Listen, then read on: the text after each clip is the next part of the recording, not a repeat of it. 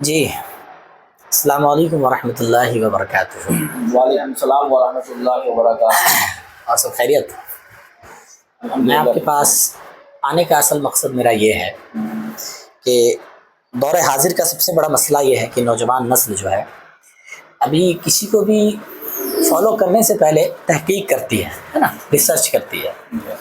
ابھی ان کے معاملے میں سب سے بہترین فتنہ میں مان لوں اس کو، آپ جو کہتے ہیں، لیکن مجھے کچھ باتیں اس کی ایسی لگتی، میں انجینئر کا ساتھ نہیں دینے آیا ہوں، اس کو سپورٹ نہیں کر رہا ہوں، لیکن آج جو نوجوان نسلوں کی بات ہے، جو ان کے ذہن میں بات چل رہی ہے، وہ جو مرزا انجینئر علی مرزا جو سوالات اٹھاتے ہیں، ٹھیک ہے، تو اسی کو میں آپ کے سامنے رکھ رہا ہوں کہ کتنا درست ہے کتنا نہیں۔ مجھے آپ کو اس سے جواب چاہیے، کیا آپ جواب دیں گے؟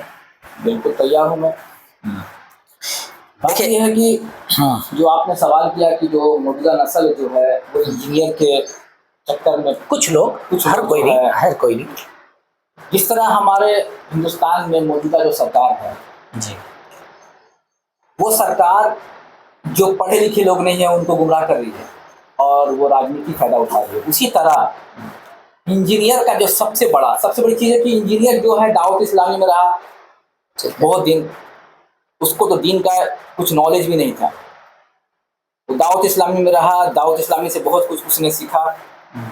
اس کے بعد کیا ہوا، وہ جب دیکھا کہ کچھ غلطیوں کی وجہ سے دعوت اسلامی والوں نے اس کو نکال دیا، اس کے اندر ایک نیا فتنہ پیدا ہو گیا، کیا کرے وہ، اور اس نے ہوتا نا وائرل کرنے کے لیے اس نے ایک ایسی قسم کی جو خرافات اس نے کرنا شروع کر دیا۔ اہل سنت کے اندر جو سب سے بڑا پیچیدہ مسئلہ تھا وہ کیا تھا؟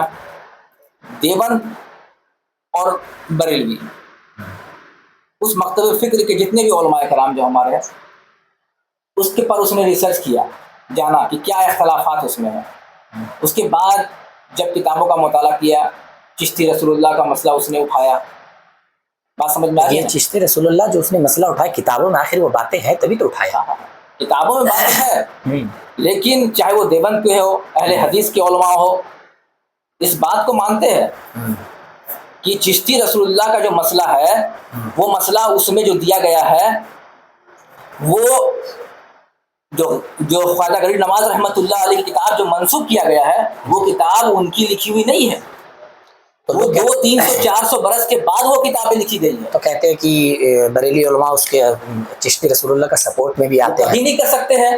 میرا چیلنج ہے، اگر انجینئر صحیح میں اپنے ماں باپ کی اولاد اگر ہے تو یہ ثابت کر دے کہ کوئی بھی بریلی کا کوئی بھی یا اہل سنت کا کوئی بھی ایک ریکسا چلانے والا بھی اگر یہ بول دے کہ خواجہ غریب نواز رحمۃ اللہ علیہ وہ چشتی رسول اللہ کے مطلب ہے کہ وہ ہم میں مانتا ہوں ان کو، جو کبھی نہیں بول سکتا، جو اپنے آپ کو سنی بولتے ہیں، بریلوی بولتے ہیں، وہ اکثر ڈھول تاشے بجاتے نظر آتے ہیں، مزارات میں جا کر کے غلط حرکت کر، ان کی عورتیں بھی ساتھ میں جاتی ہے، تو اس طرح تو بولنے کا اس کا بنتا ہے نا، وہ تو بولیں گے ہی نا۔ میرا کہنے کا مقصد ہے یہ غلط چیز ہے، اس کو کوئی بھی اہل سنت کر تو بریلوی رہے نا، پھر علماء کیوں نہیں سمجھاتے ہیں؟ علماء سمجھاتے ہیں اپنی کتابوں میں، بالکل انہوں نے لکھا ہے سب چیز کے بارے میں، خرافات کا رد کیا انہوں نے، لکھا ہوا ہے، اس کو بدعت سیاح میں شمار کیا جاتا ہے۔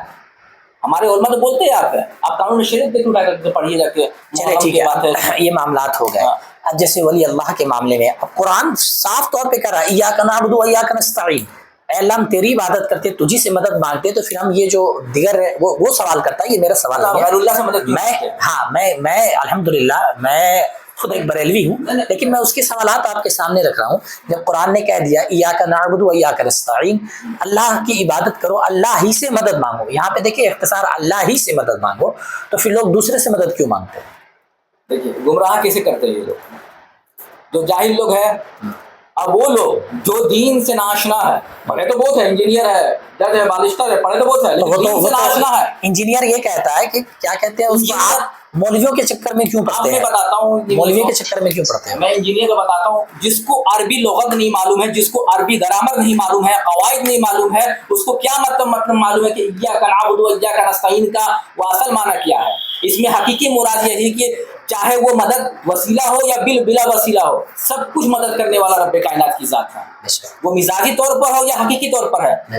इया कना अबुदू, इया जो है खासकर हकीकी ही तौर पर अल्लाह ही मदद करता है और अल्लाह ही की मदद करना चाहिए, इसमें ही है। अगर यही बात हो जाए तो कोई इंसान अगर बोल दे कि हमारी मदद करो तो उस पर ये आयत फट से फिट कर दो, इय्याका नअबुदु व इय्याका नस्तईन। चलो एक आयत के तो हम मानते हैं अल्लाह ही की मदद की जाती है, लेकिन जहां तुम बोलोगे मुझे एक गिलास पानी दे दो, बोलेगा इय्याका नअबुदु व इय्याका नस्तईन, अल्लाह ही से मदद चाहो, तुम मुझसे क्यों मदद मांगते हो? नहीं तो ये कहा है, समझे हाँ। मेरी बात समझे। इससे मदद मांगने के मामला में ना जिंदा है ना मुर्दा है, कुछ नहीं है, कुछ है कि नहीं है?